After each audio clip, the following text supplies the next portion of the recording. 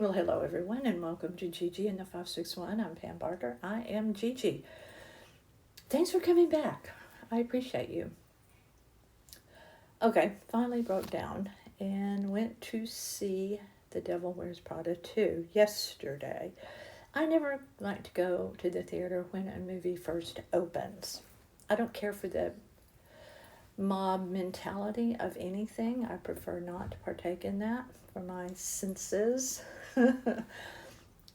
But it was the best part. It was Tuesday, and that is cheap movie day. That's a $10 movie day. You know what? At our theater, there are no longer box office uh, people in a window.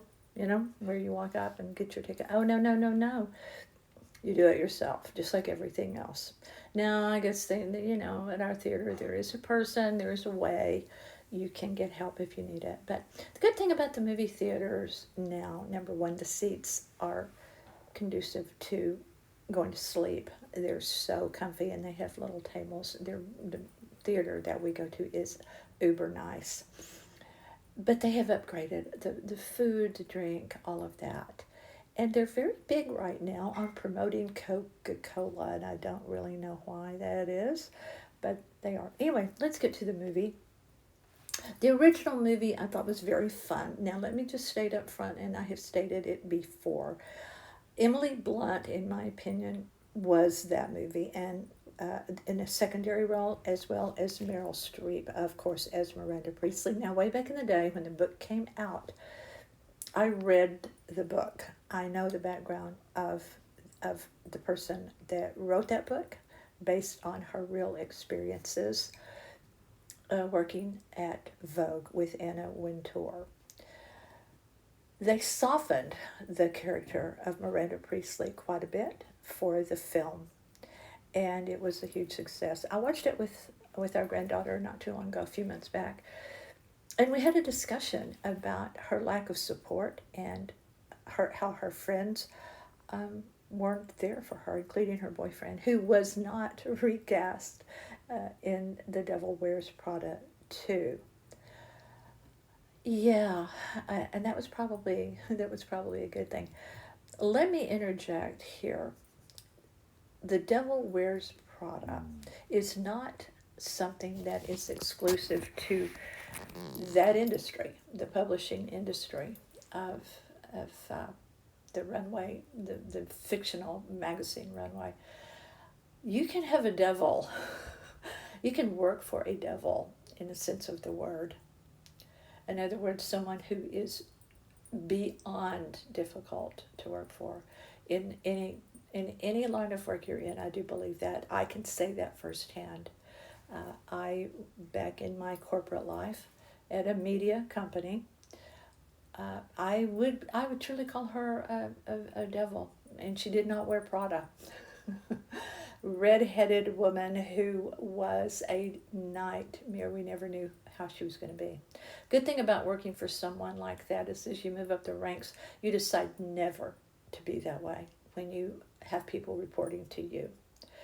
You see the same people on the way down as you did on the way up, or however that goes. Maybe I said that backwards, but it helped me. It helped me learn. But it was truly a nightmare, and yet at the same time, it kind of like Andy in the film Devil Wears Prada.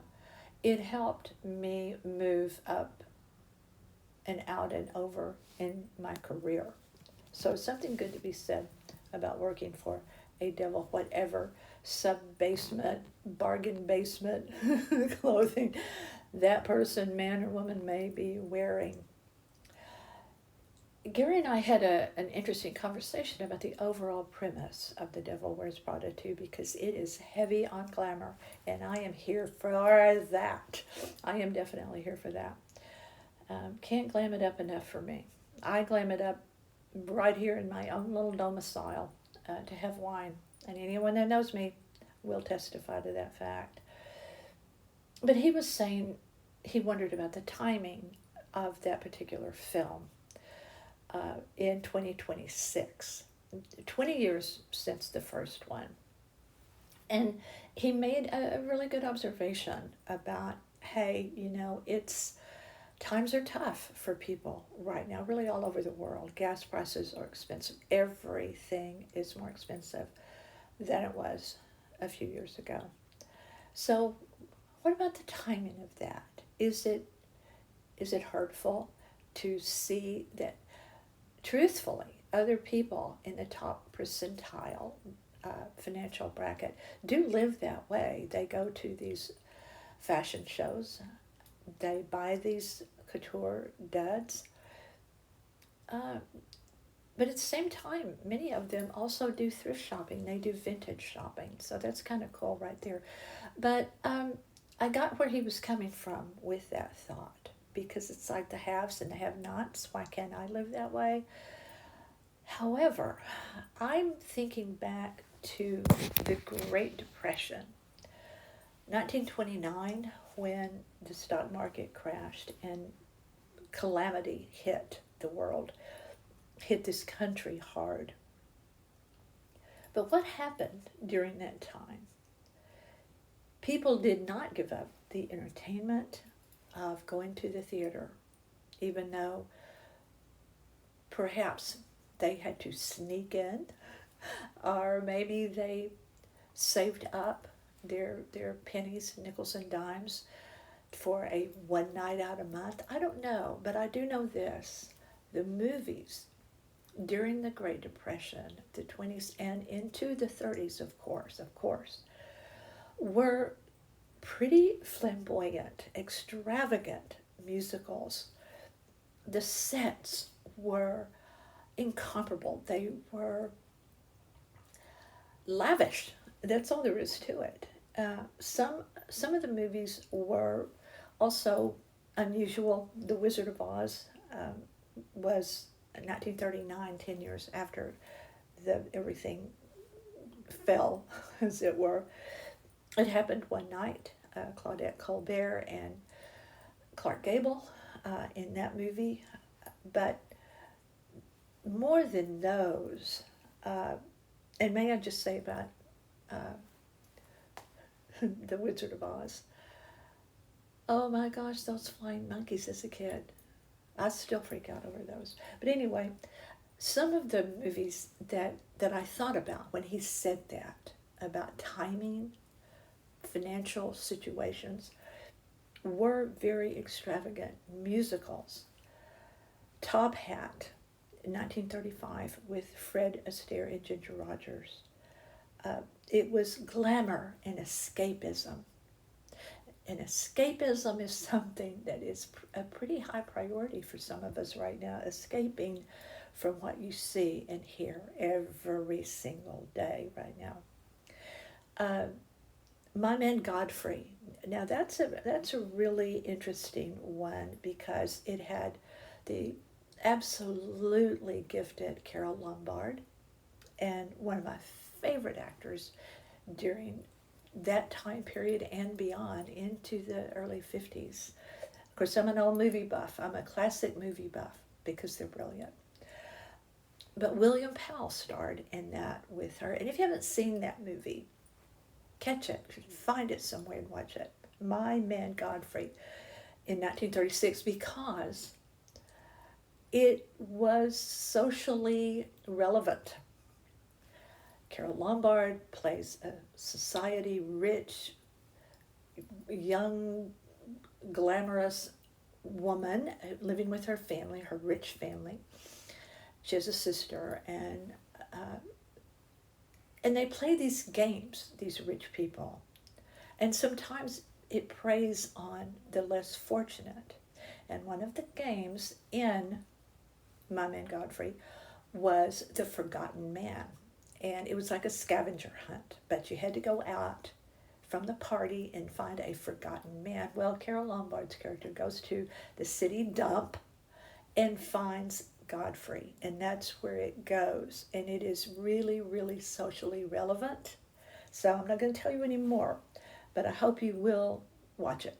I highly recommend it. And give it time, because if you're used to the 30-second screen grabs in movies today, give it time. Let it play out. because it's really, really worth it. Now let's talk about The Devil Wears Prada too. It's beautifully done, and they all bring their A game, and there are some surprises in it. Again, Emily Blunt. I'm just going to tell you, I'm not a huge fan of Anne Hathaway. I think she overacts quite a bit, but uh, she she's there in the main role, the title role of Andy, but Emily Blunt has a much smaller role in Devil Wears Prada than I would have liked, but a pivotal one. Her role is crucial to the storyline, but Stanley Tucci, Meryl Streep, can't touch her. I leaned over at one point to Gary and I said, I would hate to be in a scene with her. I would hate to try to act in a scene with her because, like the great actor Spencer Tracy, who sometimes never said a word in a scene, but he owned the scene because he was so magnificent in his presence. That's Meryl Streep to me.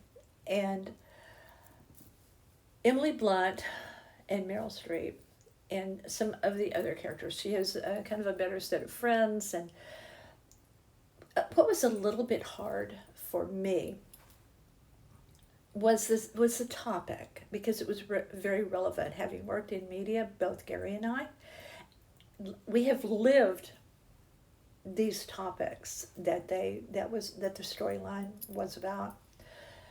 Real journalists, real ones, not content creators that have no skills, no real skills. I'm not slamming them. Create away, do your thing, and all the best to you. But there is a difference in a trained journalist than someone who isn't. And through the internet, through the changes over the past many years now, it has all changed. And the magazines are digital. The newspapers are digital, if at all. And everyone is an authority, everyone is a critic, everyone weighs in on opinions of everything. Whether they really know what they're talking about or not, they still do it. So watching and listening to them talk about AI and talk about the way the media has changed, the differences between advertising and editorial, how you have to have ads to pay for the editorial content. What does that mean? That's an age-old discussion in the media world. So it hit very close to both of us, the whole topic of look what has changed and look what has happened. And real journalists that I live with, an award-winning one, by the way, journalists, real ones that we know and have known for way too many years to count, and to see their talent not utilized properly it's very painful. So that's that on my little soapbox. But now let's talk about some of the people that did cameos in the film. It's very, very fun to look for them. Donatella Versace is in it. Some of the designers, Dior is pivotal, that storyline with Emily Blunt. Chanel, Prada, of course, Calvin Klein. Patricia Field, if you don't know her, look her up. She has quite a legacy about fashion, so look her up. So many designers do you see. Some of the other people that are, you have to keep your eyes on the screen because it's quickety quick. Naomi Campbell, if you know about her. Ashley Graham. Heidi Klum, of course. But my very, very favorite was Lady Gaga.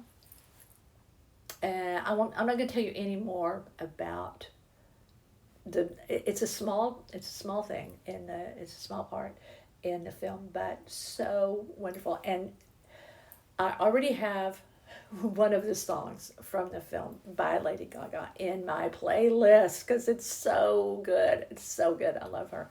She is so talented in many ways, singing, acting. her presence, everything. So anyway, that is my review, without giving away too much, telling you too much about The Devil Wears Prada 2. If you're so inclined on a hot day, it's very warm in South Florida where we are right now, to cool off in the darkness of a theater, if you can get through the prelims at a movie. It takes forever. It takes forever to get to the point where the movie really starts. We had a good time. It was fun. We went to lunch. We ran around all day yesterday. We didn't have water at our condo yesterday, so it was a really good day to not be in our condo. Thank you for being with me. I hope that you will also check out my other podcast, Travel Bistro. Look for my mate, my partner, my producer, my everything that I do in the way of being creative, and he's creative. And Gary, Gerry, it's spelled Gerry, but pronounced Gary Barker. You can look him up on our website where these always rest, northpalmbeachlife.com. He also writes for a print publication called Aqua. It is also online, but it is also a beautiful print publication. It is just stunning. He writes for them. Comes out once a month. It's Aqua Miami. It's the name of that magazine. But you can find digital online. Also writes for Splash Magazine Worldwide. Very fun. He writes about a ton of stuff for that. Occasionally you will find him. He has written for many years on all things cruise. But you can always find us both. You can always reach us both through northpalmbeachlife.com. These podcasts, I've been podcasting for almost 10 years. My podcast, that's me, that's my voice. It isn't AI. A lot of the things that I hear and see on my feed, you can tell the recipes, whatnot. It's all AI voice. And it's easy to tell. This is my real voice, whether you like it or not. It's not AI. But my real voice rests on 20 platforms besides northpalmbeachlife.com, iTunes, Spotify, Pandora, Amazon, and a ton of obscure, possibly, platforms you've never heard of, but they're out there. GG in the 561. I am out there. And I thank you for lending me your ears and being on the other side of this microphone. I appreciate you. Let me hear from you. I want to know what's going on in your world. I care. I am Gigi in the 561. I'm Pam Parker. Stay with me.